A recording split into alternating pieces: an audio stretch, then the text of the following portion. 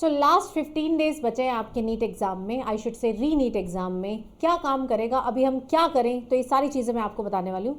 सबसे पहले बेटा आपके पास दो चॉइसेस हैं, या तो आप इस समय जो वायरल चल रहा है उस चीज़ को फॉलो करें, गुस्सा करें, मजाक उड़ाएं एनटीए का, टेंशन लें कि मैम टेलीग्राम पे ये रीनीट लीक हो गया है, ये इतने हज़ार में मिल रहा है, पक्का है कि यही रीनीट का पेपर है, एनालिसिस भी आ चुका है, एनटीए को ब्लेम गेम करें एंड ऐसी वीडियोस धड़ाधड़ देखते रहें जहाँ पर आए कि रीनीट लीक हो गया एंड सरकार को ब्लेम करते रहें।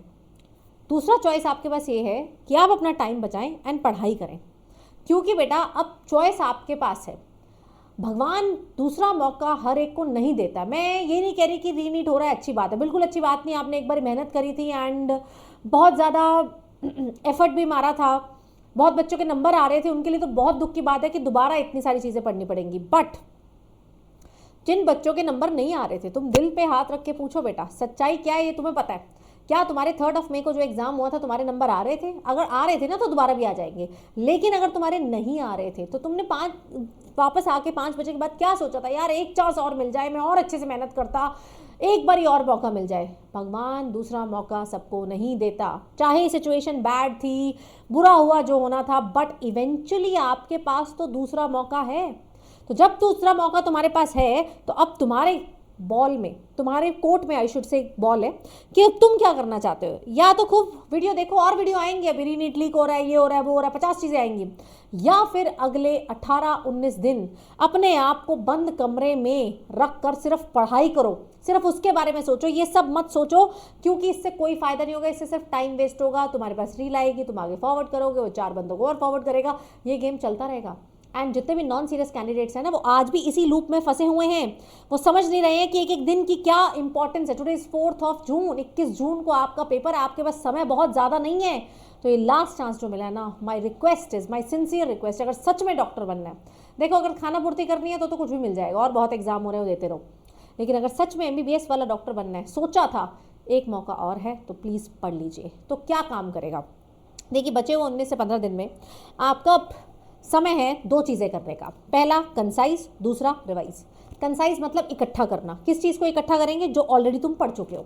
रिवाइज किसको करेंगे? बहुत सारी चीज़ें ऐसी हैं जो अभी नहीं पढ़ पाए, क्योंकि ज़्यादा समय था नहीं, 1 ही महीने का आपको समय मिला था, 1-1.5 महीने का, एंड उसमें अभी बहुत सारी चीज़ें फिजिक्स केमिस्ट्री बायो में बची होंगी आपकी रिवाइज करने वाली।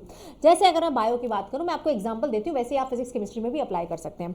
बायो की अगर बात करूँ, जैसे अगर आप मुझे फॉलो करते हैं, मेरी NCERT बेस्ड सीरीज चल रही है, NCERT के एक लाइन, साथ में PYQ, साथ में डेली CBTs हम कर रहे हैं, प्रैक्टिस कर रहे हैं। हम उसमें क्लास 12th कर चुके हैं, 11th का 1 यूनिट ऑलरेडी कर चुके हैं, ठीक है। अब ये रिवाइज हो गया है, अब इसका समय आ चुका है कंसाइज करने का। कंसाइज कैसे करेंगे? मेरी 15 मिनट सीरीज है, मैं भी आपको लिंक देके जाऊंगी और दिखा के जाऊंगी कैसे चलती है। मैंने हर चैप्टर को, 12th क्लास के हर चैप्टर को 15 मिनट में एक्सप्लेन किया हुआ है। तो अगर आपने ये सीरीज लगा ली है, रिवाइज वाली, NCERT वाली, तो आप 15 मिनट सीरीज अब लगाना शुरू कर दें, ताकि आपकी 12th अब भूले ना। MBI है, PIV है, चीज़ें हैं जो फॉरगेट हो जाती हैं, माइंड से निकल जाती हैं। 15 मिनट सीरीज लगाएंगे, वो फिर से रिकॉल हो जाएंगी। फिर बात आती है मैम बहुत सारी चीज़ें हमने नहीं देखी हैं, जैसे 11th के हमारे 1 यूनिट छोड़ के बाकी यूनिट बचे हुए, इट्स ओके, मैं करा दूंगी, जैसे मैंने पहले कराया वैसे भी करा दूंगी। रिवाइज कैसे करेंगे? रिवाइज मेरे बच्चों आप उसी सीरीज से करेंगे। मैं दोबारा से क्लास 11th की सीरीज कल से शुरू कर रही हूँ। हम क्लास 11th का एक चैप्टर फिर से रिवाइज करने वाले हैं। We are going to start with physiology में पूरा स्केड्यूल आपको बताऊंगी, एंड देन हम उसको भी कंसाइज करेंगे। कैसे काम करेगा?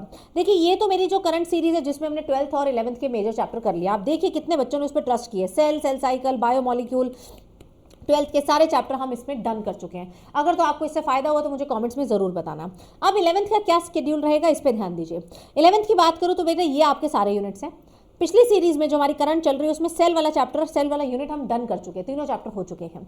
बचा क्या हमारे पास? 2 फिजियोलॉजीज एंड ये लर्न करने वाला पोर्शन जो लिविंग डाइवर्सिटी और स्ट्रक्चरल ऑर्गेनाइजेशन है। ये हमेशा मैं लास्ट में इसीलिए कराती हूँ क्योंकि इसमें एग्जाम्पल है, फैक्ट थोड़े कम है, फैक्ट ज़्यादा है, कॉन्सेप्ट बहुत कम है, तो हम इसको लास्ट में करते हैं ताकि लास्ट तक हमें याद रहे। ठीक है जी। बचा क्या मेरे पास? फिजियोलॉजीज। अब फिजियोलॉजी में मुझे अगर चूज करना है तो I will choose the one जिसका वेटेज सबसे ज़्यादा है। वेटेज किसका सबसे ज़्यादा? पूरे 11th में सबसे ज़्यादा वेटेज किसका? आपकी ह्यूमन फिजियो का, और इसमें कॉन्सेप्ट भी सबसे ज़्यादा है। मैं हर चीज़ डिटेल में करा रही हूँ इस समय, इसी वजह से मैं ह्यूमन फिजियो और प्लांट फिजियो भी आपको उतनी ही डिटेल में कराऊंगी। अब मैम क्या एक दिन में पूरा यूनिट होगा? I don't believe in that thing. अभी नहीं, मैं भी करवाती हूँ पेपर से कुछ दिन पहले, अभी नहीं, क्योंकि अभी समय है चीज़ों को अंडरस्टैंड करने का, जो पहले आपकी मिस हो गई थी, एक एक चीज़ को दोबारा देखने का। जल्दी बचाने से आपको फॉल्स सेटिस्फैक्शन जरूर मिलेगा कि आज मेरा 1 यूनिट हो गया, कल मेरा दूसरा यूनिट हो गया, 5 दिन में पूरा सिलेबस हो गया, 10 दिन में तो पता नहीं क्या फाड़ दिया, लेकिन वो फॉल्स सेटिस्फैक्शन कभी रिजल्ट नहीं ला सकता है। अगर तुम्हें रिजल्ट लाना है, कैसे पता चलेगा रिजल्ट आ रहा है कि नहीं आ रहा है? आप जाके उसके क्वेश्चन लगाइए, आप शाम को उसके क्वेश्चन लगाइए। क्वेश्चन जब आपके बनने शुरू हो जाए, दैट मीन्स मुझे समझ आ रहा है। तो मेरी थ्योरी ये है, क्वालिटी काम पे बिलीव करो।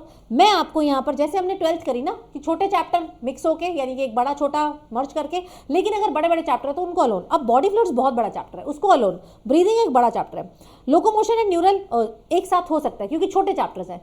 तो मैंने उसी तरीके से आपका प्लानर बनाया है। इनिशियली 2-3 चैप्टर जो बड़े हैं वो अलग अलग जाएंगे, फिर जो आसान है वो इकट्ठे जाएंगे, मतलब छोटे हैं जो इकट्ठे जाएंगे, आसान तो क्या करना तो सब कुछ है। इवेंचुअली हम आपका 16-17 तारीख से पहले पहले आपका पूरा 11th भी डन हो जाएगा।